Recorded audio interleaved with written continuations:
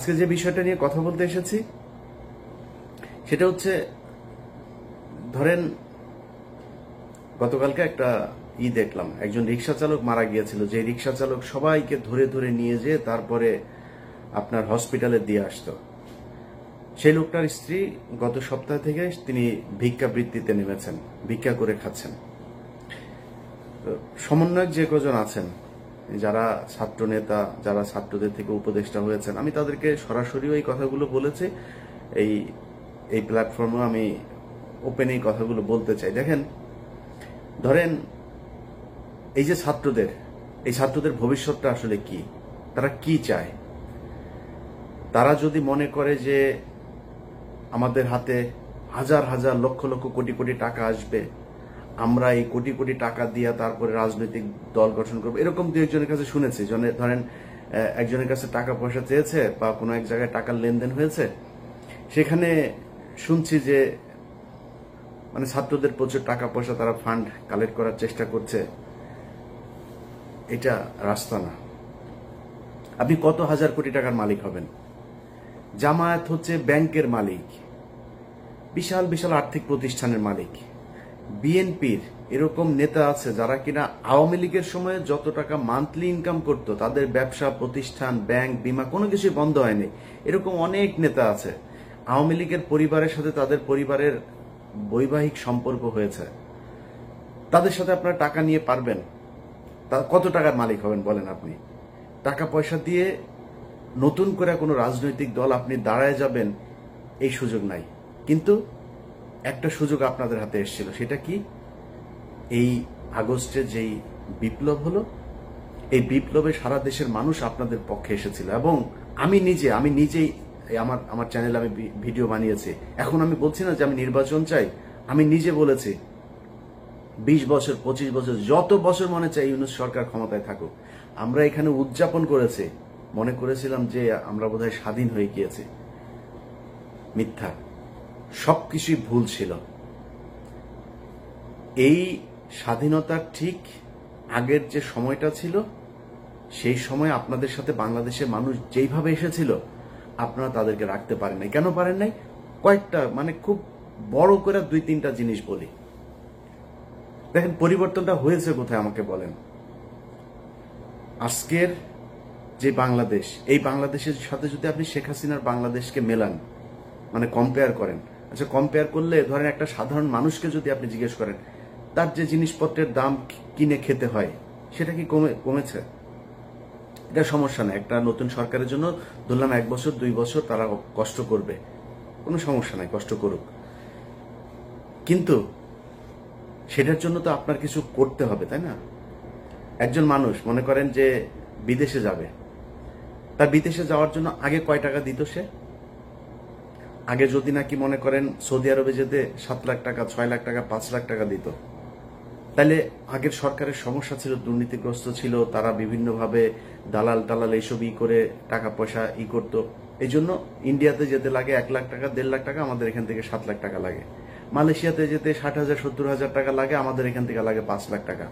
Oman, কাতার, Dubai, মধ্যপ্রাচ্যের সব দেশে একই অবস্থা। এখন বৈষম্য কাটানোর জন্য বৈষম্য বিরোধী আন্দোলন হয়েছে, মানুষ রক্ত দিয়েছে। সেই বৈষম্য শেষ করার পরে তাদের তো কম লাগবে টাকা, তাই না? আসলে কি লাগছে? তাহলে এইটার দায় কার? এটার জন্য তো আপনাকে জবাব দিতে হবে। আপনি যেটা শেখ হাসিনা পারে না সেটা আপনি করে দেখাবেন। এই জন্যই তো আপনাকে পরিবর্তন করে আনা হয়েছে। মানে সবকিছুর পর আমি এই যে যুক্তি দেখাচ্ছি, এটাতে আবার আওয়ামী লীগের খুশি হওয়ার কিছু নাই। তোদের আসলে মানে তোদেরকে নিয়ে মানে কথা বলার মতো এই মানে রুচিটাও, তোদের নিয়ে কথা বললেই মেজাজ খারাপ হয়ে যায়, গালাগালি করতে ইচ্ছা করে। তোরা তো মানুষ না। তোরা যদি মানুষ হইতে, এতগুলো মানুষকে হত্যা করলি, তোদের মানে দলের ভিতরে ধরলাম সব অমানুষ। অনেক মানুষ বলে যে আওয়ামী লীগ আসলে সবাই খারাপ না, কিছু কিছু ভালো আছে। তোদের 5 জন মানুষ তো এক জায়গায় হয়ে বলতে পারতি, তাই না, যে আমরা আসলে শেখ পরিবারের এরা ভুল করেছে, এরা আসলে খুব ক্রুয়েল, এরা করাপ্টেড, এদের আমরা ঘৃণা করি, আমরা দলটা আসলে নতুন একটা আওয়ামী লীগ চাই। মনে কর তুই শেখ মুজিবের আওয়ামী লীগের চাস, ধরলাম এই গত 15 বছরে আওয়ামী লীগ চাস না। মাপ চেয়েছে কেউ এখন পর্যন্ত? এখনো পর্যন্ত ওদের ভেতরে মিনিমাম কোনো অনুশোচনা, অনুতপ্ত কোনো কিছু না। ওরা আবার করে, আবার আসবে, আবার ওইরকম করবে। এখন ওদেরকে সুযোগ করেও দিচ্ছে, এই সরকারই দিচ্ছে। সবকিছু যদি বাদ দেন, আপনি প্রবাসীদের টাকা পয়সার কথা বলেন, পুলিশের এখন পর্যন্ত আপনি জানেন আগের চাইতে বেশি ঘুষ দিতে হয় একজন ওসিকে একটা নিতে হইলে, একজন এসপি কে বদলে নিতে হলে, ভালো একটা পোস্টিং নিতে হলে। পুলিশের বউ, ঊর্ধ্বতন কর্মকর্তাদের বউ পর্যন্ত মাঠে নেমেছে এই টাকার কালেকশনে। একজনের বউয়ের ফোন রেকর্ডও আছে, এক ওসির সাথে কথা বলছে, নিজে করে, নিজের পরিবারের খুব নিকট আত্মীয় দিয়ে তারপরে ওসির সাথে ডিল করায়। তাহলে পরিবর্তন কি? এখন এগুলো সবকিছু নিয়ে কথা বলতে গেলে না, মানে সবারই মনে হয় সমস্যা হচ্ছে না, আমার একাই মনে হয় সমস্যা হচ্ছে। এই কারণে গতকাল আমার ফেসবুকের একটা পোস্টেও দিয়েছি যে খামাখা এত শত্রু বাড়ায় লাভ কি? সবার যেহেতু সমস্যা হয় না, আমার একা একা সমস্যা গেলে আমারও তো ইচ্ছা করে। এই জন্য চিন্তা করেছি যে সবার সাথে মিলমিশ করে তারপরে যা হয় হোক, দেশে যাব, দেশে যায় ভাই আমার ইউটিউবে এখন যে ইনকাম, এখানে বসে আমার ইউটিউবে যদি 5 লাখ 6 লাখ টাকা ইনকাম হয়, তাও তো আমার হয় না, কারণ এখানে তো খরচ বেশি। আমি বাংলাদেশে 2 লাখ টাকা ইনকাম হলে আমি আরামে বিশাল মানে রাজার মতো চলতে পারবো। আমি কেন এখানে কষ্ট করব?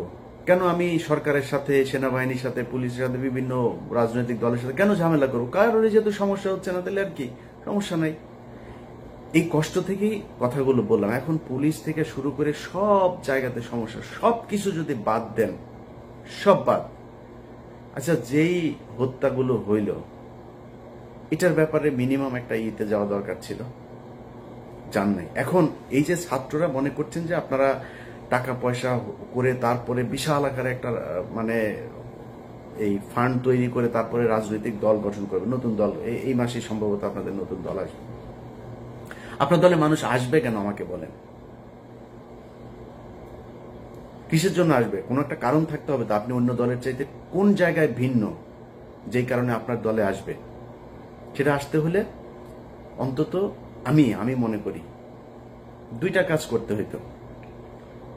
1 নাম্বার, এই যে আওয়ামী লীগের যেই হত্যা মামলার আসামিগুলো, চিরুনি অভিযান চালায় প্রতিটা আসামিকে ধরতে হবে।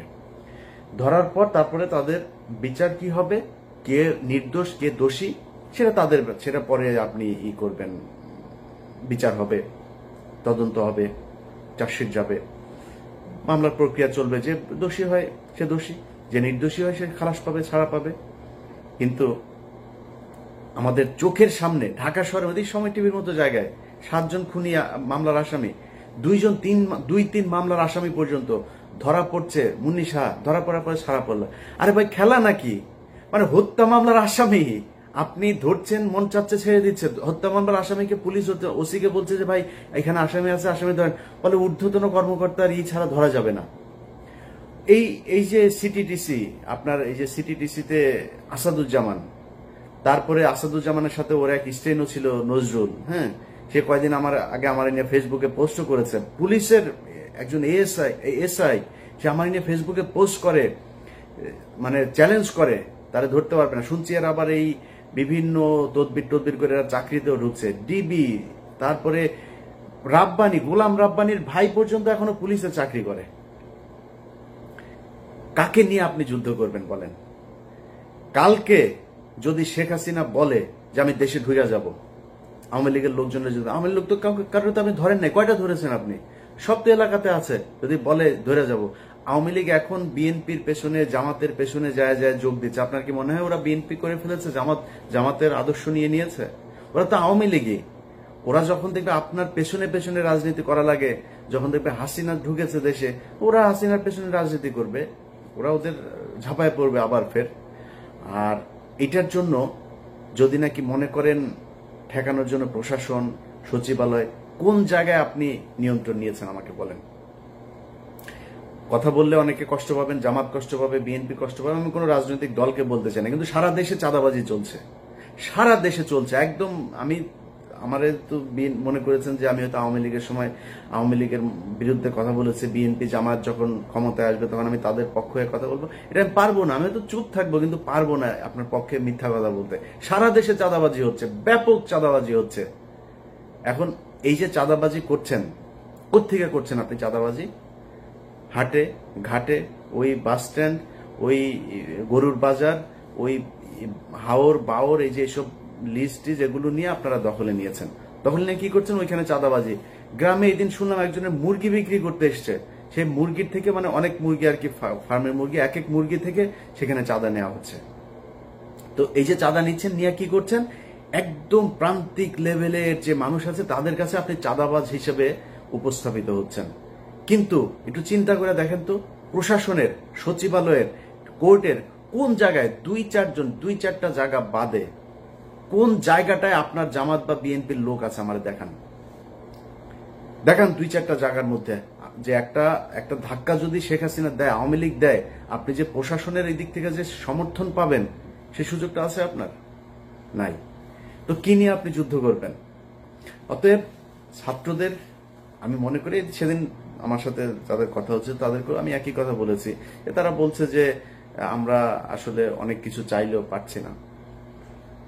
তা আপনারা যদি পারছেন না, এটা কি মানুষ জানে? যেই হোক, মানে ছাত্রদের ভেতরে আমি কারণ নাম ধরছি না, যেই আমার সাথে যারই কথা হোক, যেই লেভেলেরই হোক, এ বলছে আমরা পারছি না। আপনারা পারছেন না এটা তো মানুষ জানে না।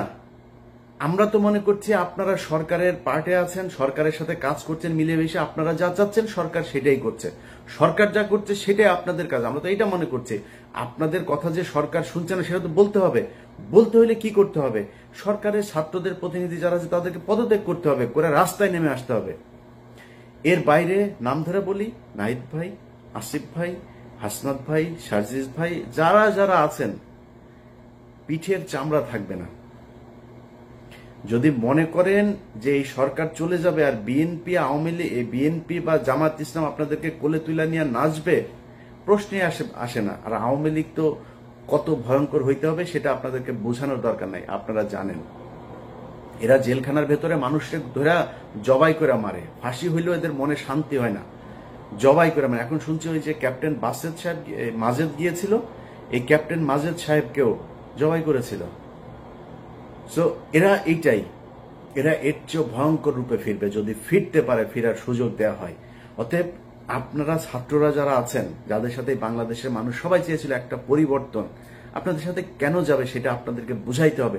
পারেন নাই, কোনো সমস্যা নাই, পারার চেষ্টা করছেন কিনা সেটা মানুষ দেখতে চায়, যে আপনারা কি আসলেই চেষ্টা করেন নাকি আপনারাও সেই আগের মতোই, আগের দলের মতোই সব লুটপাট করে খাওয়ার জন্য, সুবিধা পাইলে তাদের সাথে বসে মিলেমিশে একাকার হয়ে তারপরে দেশ চালানোর জন্য উদ্গ্রীব হয়ে আছেন।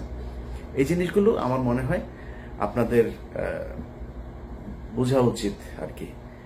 তো যাই হোক, যে বিষয়টা বলছিলাম আগেও, যে অনেকের কাছে খারাপ লাগতে পারে, কিন্তু সত্যি কথা যেটা ভাই, এই দেশটা দেখলাম তো 5 তারিখের পরে, এখানে টাকা পয়সা হইলে সব পার্সেজ হওয়া যায়। ইভেন কি জানেন, বললে কষ্ট পাবেন, আমরা যে 57 কর্মকর্তার জন্য কষ্ট পাই না, আমরা বলি এই দেশের স্বাধীনতা, সার্বভৌমত্ব, সবকিছু এই 57 জন অফিসারকে মারার কারণে আমাদের দেশ ইন্ডিয়া দখল করে নিল, এগুলো বলি না। সেই 57 জন কর্মকর্তাদের ভেতরেও তাদের পরিবারের লোক, সন্তান, স্ত্রী টাকার কাছে বিক্রি হয়ে গেছে, তাদের স্বামীদের চায় না, বিচার চায় না। এটা নিয়ে আবার আরেক ভিডিওতে কথা বলবো। আজকে এই পর্যন্তই।